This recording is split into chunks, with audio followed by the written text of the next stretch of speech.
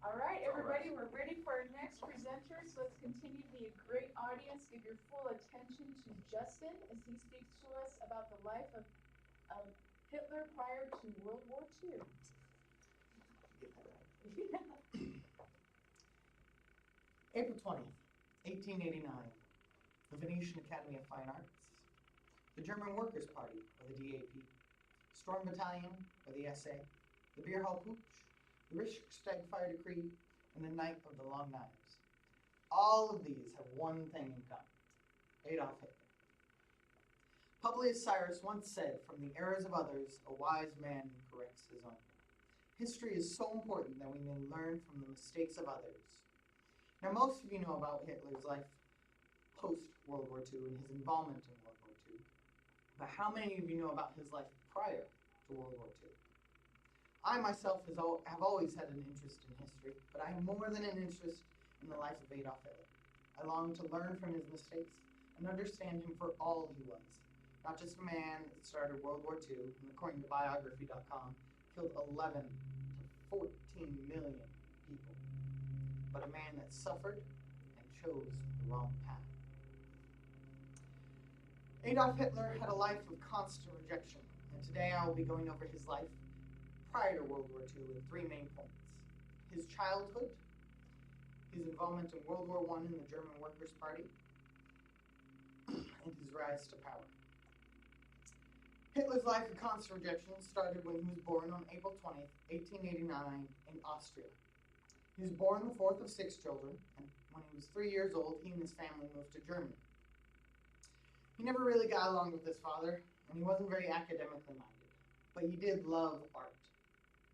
And unfortunately, in 1900, his little brother died. This caused him to become very detached and introverted. 3 years after, in 1903, his father died. And just 2 years thereafter, when he was 16 years old, his mother allowed him to drop out of school. He took this chance to move to Vienna, where he worked as a common laborer and a watercolor artist. Now, he loved art, as I said before, and he thought he was great at it. And unfortunately, he wasn't. But he applied to the Venetian Academy of Fine Arts, not once, but twice, and was rejected both times. This brings us to the second part of his life, and his involvement in World War II and the German Workers' Party.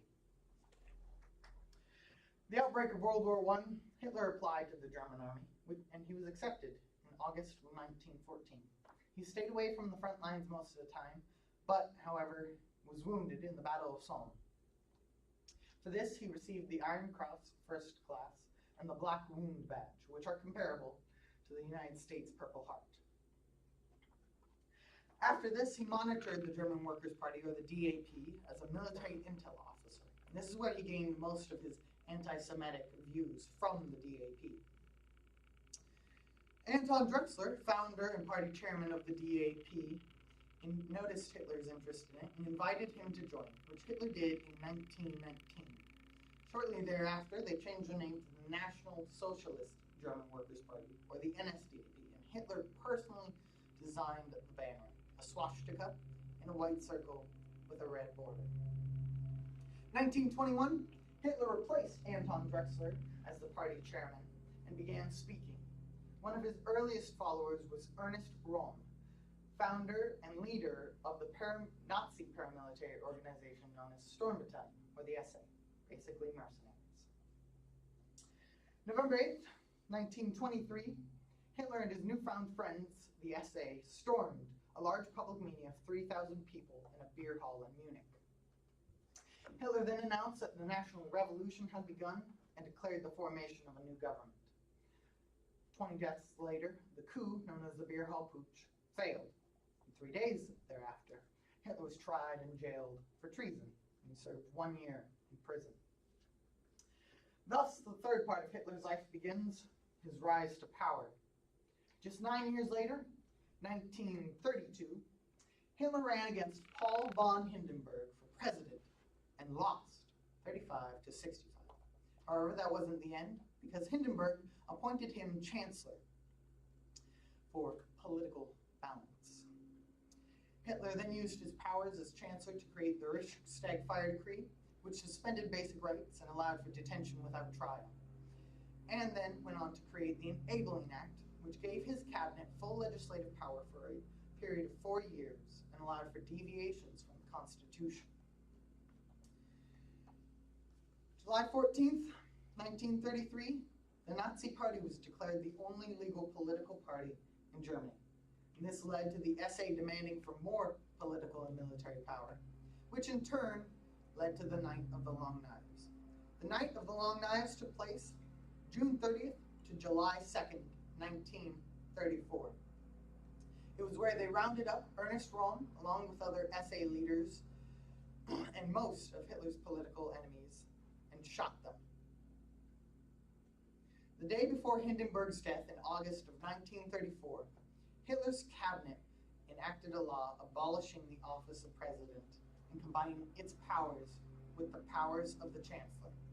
Thus, Hitler became not only the head of state, but also the head of government.